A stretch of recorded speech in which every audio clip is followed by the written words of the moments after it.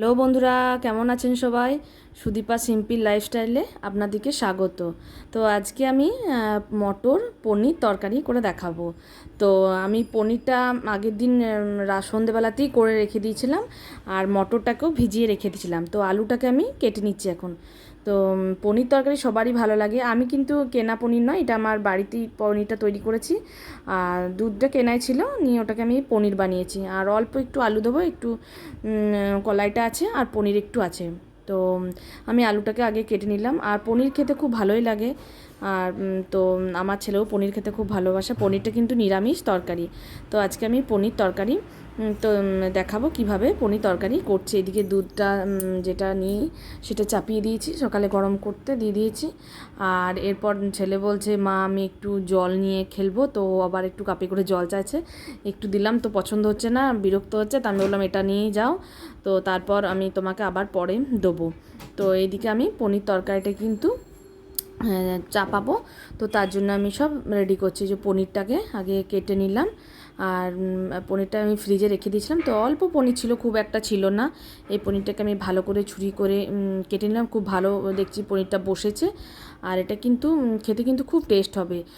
কেনা পনির থেকেও আমার মনে হয় যেন এই পনিরটার স্বাদ একটু অন্যরকম হবে, বেশ ভালোই লাগবে। আর খুব একটা বড় বড় পিস করলাম না, মানে ছোট ছোট মাঝারি মাঝারি পিস করলাম। আর পনিরটাকে আমি আগে তেল দিয়ে ভেজে নেবো। তো দেখছি, আমি ভাবলাম যে পনির করতে পারবো কি পারবো না। তো দেখলাম যে পনিরটা যাই হোক ঠিকঠাকই হয়েছে, মানে করতে পেরেছি। তো জানি না এরপর রান্না করার পর খেতে কেমন টেস্ট হবে। তো আমি এদিকে আলুটা আর মটর কলাইটাকে সেদ্ধ করতে দিয়ে দিয়েছি। আর এদিকে আমি কড়াইটাতে চাপিয়ে দিলাম। এরপর আমি তেল দেবো। তো তেল দিয়ে আমি পনিরটাকে ভেজে নেবো। তো পনিরটা ভাজার আগে দেখলাম যে কলাইয়ে এটা সিটিটা এখনও পড়েনি। তো এটা হয়ে যাওয়ার পর তখনকে এটা আমি ভেজে নিই। কারণ এটা আমি সাদা তেলে ভাজবো, সর্ষের তেলে ভাজবো না। কারণ সর্ষের তেলে ভাজলে লাল মতো হয়ে যাবে। তো সাদা তেলে ভাজলে এটা কালারটা কিন্তু খুব ভালো আসবে। তো আমি পনিরটাকে এরপর দেবো। আর এখনও দেখলাম যে কুকারে সিটিটা পড়ছে না। মটর কলাই তো একটু বেশি করে চেপে সিটিটা না দিলে কলাইটা হয়তো গলবে না। আর আমি ওই জন্য একটু চেপে সিটিটা এর মধ্যে দেবো। তো আমাদের ছেলে ওখানে খেলছে, ও তো স্কুল এখনও ছুটি আছে। ও স্কুল 6 তারিখ থেকে স্কুল খুলবে। তো আমি এদিকে পনিরটাকে নিয়ে নিয়েছি। এরপর পনিরটা ভালো করে ভেজে নেবো। দেখছি কুকারে সিটিটা পড়ছে না, তো এটাকে আমি হাতে করে একটু তুলে দিলাম। এই কুকারটা না খুব একটা ভালো দেখছি কাজ হচ্ছে না, একটু নষ্ট দেখছি হয়ে গেছে। তো দেখছি পাশ দিকে একটু হাওয়াটা বেরিয়ে যাচ্ছে, জলটা একটু বেশিও হয়ে গেছে নাকি বুঝতে পারছি না। তো এই যে কুকারটা আমি আর সামাল দিতে পারলাম না, তো এটাকে আমি আবার বেশি নামিয়ে দিলাম। তো এই যে আমি এটাকে নিয়ে ধরে আছি। ভয়ও লাগে কুকারের কাজ করতে, কেননা যতটা কুকার ভালো ততটাই খারাপ। আর এই কুকারের রাবারটা হয়তো কিছু একটু গোলমাল হয়েছে। তো যাই হোক, এই রাবারটাকে পাল্টাতে হবে। তো আমি এর মধ্যে পনিরগুলোকে দিয়ে দিয়েছি তেলের মধ্যে। আর দেখছি যে পনিরটাকে একটু আর বেশি করেই তেল দিয়েছি, কেননা যাতে পনিরটা ভালোভাবে ভাজা যায়। আর পনিরটা দেখছি যে 2-1টা ভেঙেও যাচ্ছে। তো কি করব, বাড়িতে যেমন বানিয়েছি ওই রকমই করতে হবে। তো আমরা নিজেরা ঘরে খাবো, তো তো অতটা ঠিকঠাক না হলেও চলবে, কমসে কম এখন হচ্ছে না, কি বলবো আর। তো দেখলাম যে এদিকে কুকারের সিটিটা থেকে ভাপটা বেরিয়ে গেছে। তো আমি আলুটাকে আর মটর কলাইটাকে নিয়ে নেবো। তো তারপর আমি পনির তরকারিটাকে চাপিয়ে নেবো। তো তার আগে পনিরটাকে আমি ভাজছি। আর তো এরপর ছেলেরও খেতে দেরি হয়ে যাচ্ছে, তো ডাল আলু সেদ্ধ দিয়ে ওকে আমি একটু ভাত দিয়ে দেবো। তারপর আমি ওকে পনির তরকারিটা ও দুপুরে ভাত দিয়ে খাবে। তো কুকারটা আমি ওখানটাতে একটু জল দিয়ে নিলাম। আর দেখলাম যে মটর কলাইটা আর আলুটা ভালোই সেদ্ধ হয়ে গেছে।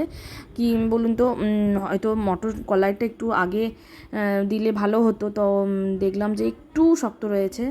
আর আলুটা কি বেশি সিটি দিলে গলে যাবে, তো ওই জন্য আমি হালকা করে এই সিটিটা দিলাম। তো আর এইদিকে পনিরটা একটু ভাজছি, দেখছি যে একটু চিটিয়ে চিটিয়ে গেছে। আমি তেলটা ভালো করে গরম হলো না, তো তার মধ্যেই আমি আবার পনিরটাকে দিয়ে দিয়েছি। পনিরটা দেখছি খুব সুন্দর একটা রং হয়েছে। আর পনির খেতে কিন্তু খুব ভালো লাগে, পনির ভাজাটাও ভালো লাগে, পনির তরকারি তো অবশ্যই ভালো লাগে। তো আমি এইদিকে দেখছি যেটা একটু ঠান্ডা হোক, তারপর আমি তরকারিটাকে চাপাবো। তো গ্যাসটাকে লো স্টিমে একটু দিয়ে দিলাম। তো আমি এবার পনিরটাকে তুলে নেবো, কেননা পনিরটা দেখছি যে পুড়ে পুড়ে যাচ্ছে। তো পনিরটাকে আমি তুলে নেবো। আর পনির তরকারি কিন্তু প্রত্যেকটা মানুষই কিন্তু খেতে ভালোবাসে। আর যদি আলু মটরের তরকারি হয় তাহলে পনিরটা দিলেও চলবে, না দিলেও চলবে। যদি আপনাদের ইচ্ছা করে যে শুধু আলু মটরের তরকারি করবো, তো তাই হবে। আর যদি পনির দিতে চান তো পনিরটা দিয়ে দেবেন, বেশ ভালোই হবে খেতে কিন্তু। আর আমি দেখলাম যে পনিরটা একটু চিটিয়ে গেছে, আমি ওটা হাতে করে আবার ছাড়িয়ে নিলাম। তারপর গ্যাসটাকে আমি বন্ধ করার আগে আমি পনিরটাকে তুলে নেবো। তো আরেকবার একটু নেড়ে দিলাম যাতে লাল লাল একটু হয়ে যায়। মটর কলাইটা আমার ভুলই হলো, মটরটা যদি আগে একটু সিটিটা দেওয়া হতো তাহলে খুব ভালো হতো। তো যাই হোক, এটাকে চাপিয়ে হালকা করে কষতে দিয়ে ভালো করে কষে নিলাম। তো দেখলাম যে তা করতে করতে দেখলাম যে পনিরটা আমার ভাজায় হয়েই এসছে। আমি এবার পনিরটাকে নামিয়ে নেবো। তো এদিকে আলু মটরটা ভাবটাও দেখছি এখনও উঠছে, কেননা গরম গরমে এতটা চাপানো চলবে না। মটর কলাইটা একটু আগেই সেদ্ধ করে নিলেই হতো, কেননা মটরটাও দেখছি একটু শক্ত রয়েছে। তো আমি অল্প জল দিয়ে দিয়ে কষলে হয়তো মটর কলাইটাও সেদ্ধ হয়ে যাবে। তো পনিরটা আমি কড়াই থেকে তুলে নিলাম। এরপর আমি কড়াইয়ের মধ্যে দিয়ে দেবো পাঁচফোড়ন। আর পাঁচফোড়ন দেওয়ার পর আমি কিন্তু এটাতে একটু চিনি দেবো। কি চিনি দিলে কি কালারটাও আসবে আর খেতেও কিন্তু একটু স্বাদ হবে। তো আমি এরপর এটাকে দেবো পাঁচফোড়ন আর চিনি দিয়ে আমি চাপিয়ে দিয়েছি। আর আদা জিরেটা কিন্তু আমি আগেই বেটে রেখে দিয়েছিলাম। আর আদা জিরে বাটাটা আমার দেখানো হয়নি, তো আমি মিক্সির মধ্যে আদা জিরেটাকে বেটে রেখে দিয়েছি। আর ছেলে এত ছটফট করছে, কীভাবে সব কিছু দেখানো আর সম্ভব হচ্ছে না। তো তো আর কি করব, এরপর আমি এটাকে এরপর চাপাচ্ছি। তো চিনি আর পেঁয়াজ রসুন দিলে কিন্তু পনিরটা দিলে হয়তো ভালো লাগবে না। আর নিরামিষের জন্য পনির তরকারিটা অবশ্যই ভালো, আর একটু বেশি পনির থাকলে কি খেতে ভালো লাগে। আর আমার অল্প অল্প পনির ছিল, ওই অল্প অল্প দিয়ে আমি বানিয়ে দিচ্ছি। তো আমি এর মধ্যে আদা জিরে বাটাটাকে দিয়ে দিলাম। আদা জিরে বাটাটা একটু ভালো করে কষে নিতে হবে, কেননা যাতে গন্ধটা না ওঠে, আদা জিরের গন্ধটা না ওঠার জন্য আমি ভালো করে একটু কষবো। তারপর এর মধ্যে পরিমাণ মতো আমি নুন দেবো আর হলুদটা দেবো, দিয়ে তারপর আমি এটাকে একটু ভালো করে নাড়াচাড়া করব। তারপর আমি হলুদ দেওয়ার পর দেখলাম যে মশলাটা যখন একটু ভাজা ভাজা হয়ে গেছে, তখন আমি এর মধ্যে দিয়ে দেবো টমেটোর সস।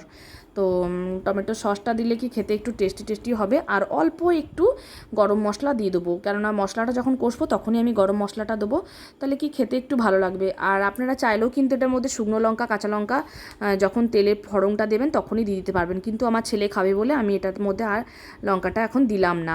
কেননা ছেলেকে আমি সব রকমই একটু আধটু করে তরকারি দিই, কেননা ও তো একটু একটু করে বড় হচ্ছে, না দিলে কেউ খেতেও শিখবে না, অভ্যাসটাও হবে না। তো আমি ওই জন্য কাঁচা লঙ্কাটা বা শুকনো লঙ্কা কোনো কিছুই আমি কিন্তু দিচ্ছি না এখন। আমি সে নামানোর সময়তেই তখন লঙ্কাগুলোকে চিড়ে দিয়ে দেবো। আর আমার গরম জলটা এখনও পর্যন্ত চাপানো হয়নি, তো আমি বালতি থেকে ঠান্ডা জল নিয়েই তরকারিটাকে অল্প অল্প করে কষে নিচ্ছি।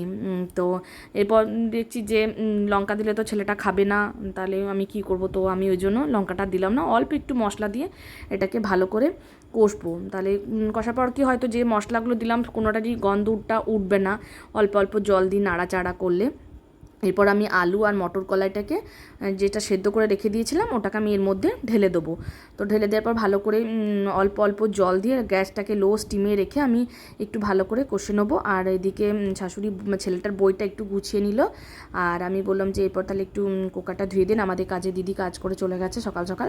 তো বলছে ঠিক আছে। তো আমি এদিকে তরকারিটা চাপিয়ে দিয়েছি, আর ছেলে তো খাবার জন্য বলছে মা আমাকে এরপর চলো খেতে দেবে চলো। আমি বললাম বেশ, এটাকে একটু ঢাকা দিয়ে রাখি, অল্প একটু জল দিয়ে তারপর তোমাকে চলো খেতে দিচ্ছি। আর ও খেলছে, বদমাইশি করছে। আর স্কুল ছুটি এখনও পর্যন্ত, সেই 6 তারিখে স্কুল খুলবে বললাম না। তো তো ছেলের পরীক্ষা হয়ে গেছে, রেজাল্টও বেরিয়ে গেছে, ওরকম ছোটো তো এখন বদমাইশি তো একটু বেশিই করবে। তো আমি এদিকে কিন্তু তরকারিটা দেখলাম যে একটু কষে ঢাকাটা আবার দিয়ে দিলাম, আর একবার করে নেড়ে দিয়ে আমি এটাকে যাচ্ছি। আর এটা কি ভালোভাবে একটু কষে নিলে কি ভালো খেতে লাগবে। আর আমার কলাইটা খুব ভালো সেদ্ধ ছিল না বলে আমি একটু বেশি করেই ঢাকাটা একটুক্ষণ চেপে চেপে দিয়ে রাখছিলাম, কেন তাহলে কলাইটা একটু সেদ্ধ হয়ে যাবে। তো তারপর আমি এটাকে একটু ভালো করে চাপা দিলাম। তো আমি আবার কটা ভেন্ডি ছিল, ভেন্ডিগুলোকে একটু কেটে নিলাম। আর আপনারা চাইলেও কিন্তু নামানোর সময় ধনেপাতা আর কাঁচা লঙ্কা চিড়ে দিয়ে দেবেন, কিন্তু খেতে খুব ভালো লাগবে। আর আমার ধনেপাতা ছিল না বলে আমি আর ধনেপাতাটা দিতে পারলাম না, এই যে পনিরটা দিয়ে দিলাম। তো আমি এরপর তরকারিটাকে নামিয়ে দেবো। তো আজকের ভিডিও আমি এখানেই শেষ করছি, নিরামিষ পনির তরকারি। যদি কারো ভালো লেগে থাকে লাইক করবেন, কমেন্ট করবেন, শেয়ার করবেন। আর যারা নতুন দেখছেন সাবস্ক্রাইব করতে একদম ভুলবেন না। আবার দেখা হচ্ছে নেক্সট ভিডিওতে। তো টাটা।